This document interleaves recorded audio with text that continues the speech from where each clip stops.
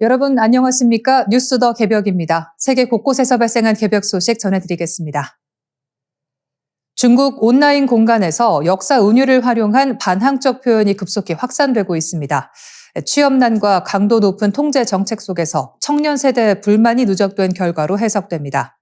최근 중국 당국이 공개적으로 문제 삼은 핵심 키워드는 이른바 1644년 사관입니다.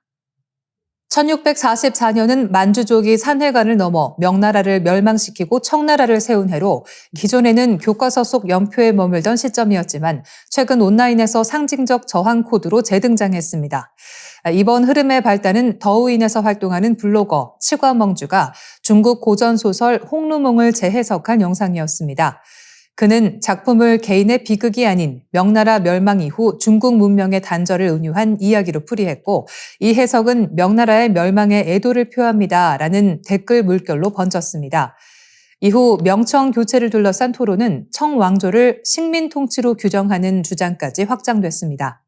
이에 중국 공산당 저장성 당위원회 선전부는 성명을 내고 1644년 사건이 역사적 연속성을 부정하고 민족 갈등을 과도하게 부각한다고 비판했습니다.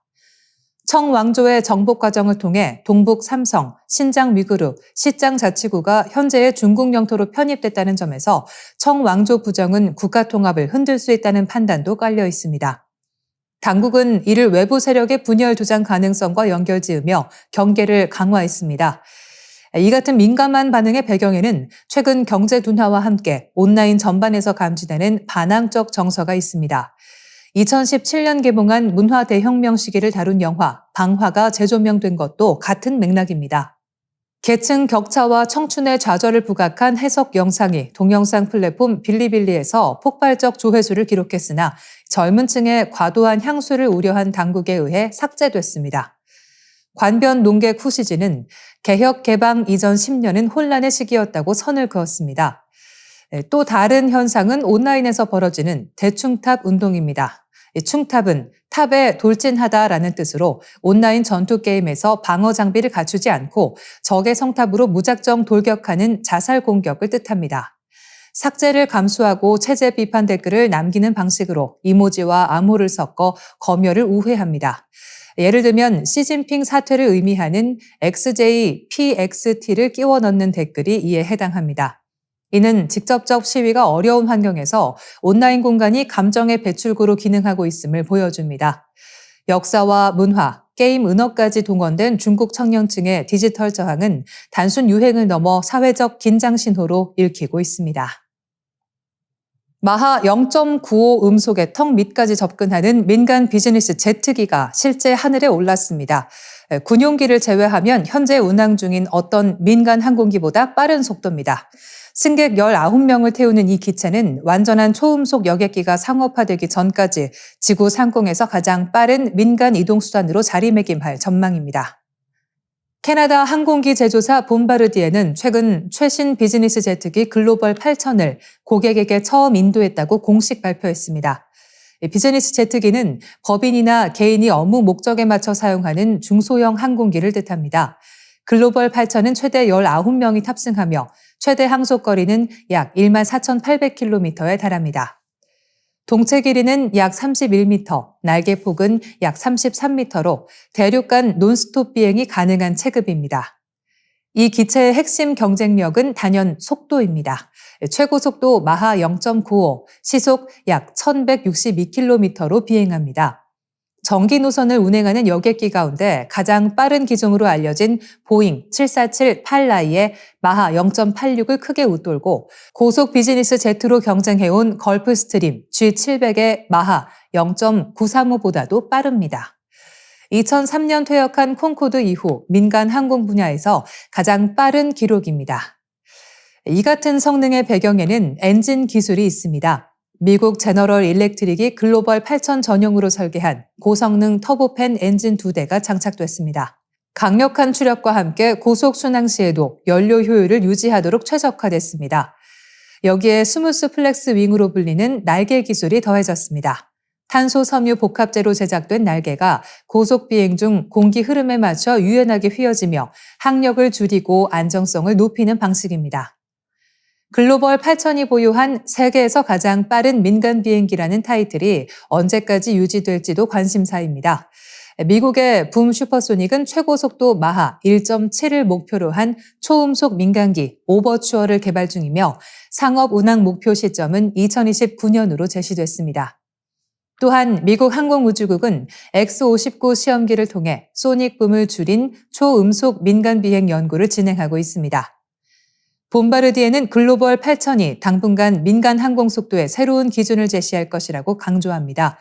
초음속 시대의 문턱에서 이 기체는 가장 빠른 현실적 선택지로 하늘길을 재정의하고 있습니다.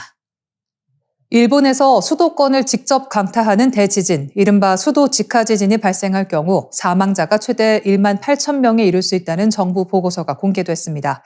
수도 직하 지진은 도쿄를 포함한 수도권 지하에서 규모 7 이상으로 발생하는 지진을 뜻합니다.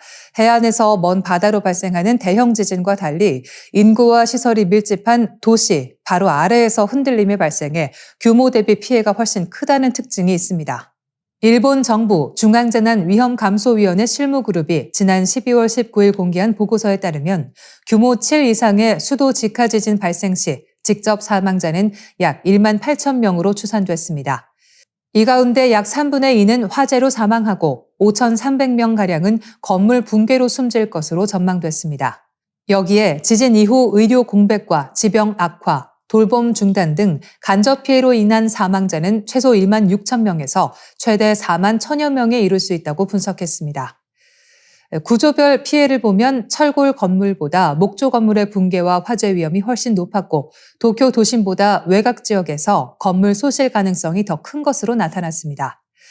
도쿄도와 인접 7개 현에서 붕괴되거나 화재로 사라질 건물은 총 40만 2천 채로 이 중 11만 2천 채는 완전 붕괴, 29만 채는 화재로 소실될 것으로 예측됐습니다.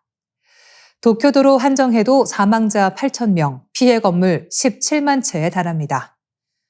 경제적 피해도 막대합니다. 보고서는 수도 직하 지진 발생 시 일본 전체 경제 손실이 80조에서 82조 엔, 우리 돈 약 800조 원 규모에 이를 것으로 내다봤습니다.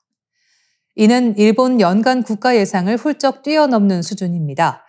주목할 점은 위험 인식과 대비의 간극입니다. 일본 정부는 향후 30년 내 수도 직하 지진 발생 확률을 70%로 추정하고 있습니다. 이 때문에 주민들 사이에서는 난카이 해곡 대지진보다 수도 직하 지진을 더 현실적인 위협으로 인식하고 있습니다. 정부는 내진 보강과 목조 밀집 지역 정비를 추진 중이지만 속도는 기대에 미치지 못하고 있습니다. 2015년 제시한 10년 내 인명, 건물 피해 절반 감축 목표 역시 아직 달성된 항목은 없습니다.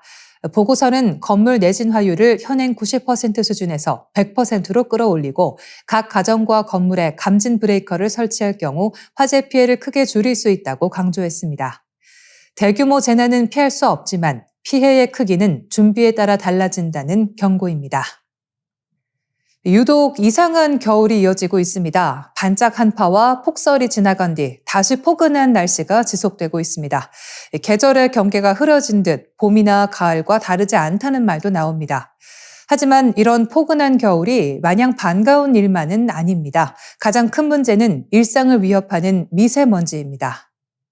실제로 올겨울 미세먼지 농도가 지난해보다 높아질 가능성이 크다는 전망이 나왔습니다. 국립환경과학원 대기질 통합예보센터가 발표한 2025년 겨울 초미세먼지 전망에 따르면 이번 겨울 초미세먼지 평균 농도가 전년보다 높을 확률은 50%로 집계됐습니다. 지난해와 비슷할 확률은 30%, 낮을 확률은 20%에 그쳤습니다. 단순히 보아도 나빠질 가능성이 더 크다는 의미입니다. 이 전망은 국외 유입 요인을 제외하고 기상, 기후 조건과 초미세먼지의 상관관계를 분석한 결과입니다.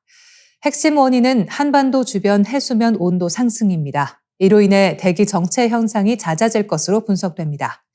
따뜻한 공기가 한반도 상공에 오래 머물면서 미세먼지가 빠져나가지 못하는 구조가 반복되고 있습니다. 과거 겨울에는 이동성 고기압이 하루 이틀 머문 뒤 시베리아발 찬 공기가 다시 유입되는 패턴이 일반적이었습니다. 그러나 기후 변화로 찬 공기의 힘이 약해지면서 따뜻한 고기압이 장기간 정체된 날이 늘고 있습니다. 최근 봄, 가을을 연상케 하는 겨울 날씨도 이 영향입니다. 문제는 공기순환이 멈추면 미세먼지가 급격히 쌓인다는 점입니다. 겨울은 본래 사계절 중 미세먼지가 가장 심한 시기입니다. 최근 3년간 고농도 미세먼지 기준을 넘은 날의 80%가 12월부터 3월 사이에 집중됐습니다. 정부의 감축 정책으로 배출량은 줄고 있습니다. 2023년 초미세먼지 배출량은 전년 대비 19.3% 감소하며 장기적 하락세를 보였습니다. 그러나 겨울철 기온 상승이라는 구조적 변화는 여전히 위험 요인으로 남아 있습니다. 우리나라의 미세먼지 수준은 여전히 세계 평균보다 높습니다. 일부 지역 주민은 1년 동안 담배 수백 개비에 해당하는 유해물질을 흡입하고 있다는 분석도 나옵니다. 미세먼지는 호흡기 질환은 물론 심혈관 질환과 정신건강에도 악영향을 미칩니다. 정부는 계절관리제를 통해 석탄 발전소 가동 중단과 산업 부분 저감 조치를 확대하고 있습니다. 다만 전문가들은 고기압성 순환 강화로 대기 정체가 늘어날 가능성이 크다고 보고 있습니다. 이상고온의 겨울은 이제 예외가 아니라 새로운 위험 신호가 되고 있습니다. 이상으로 뉴스 더 개벽 마치겠습니다. 시청해 주셔서 고맙습니다.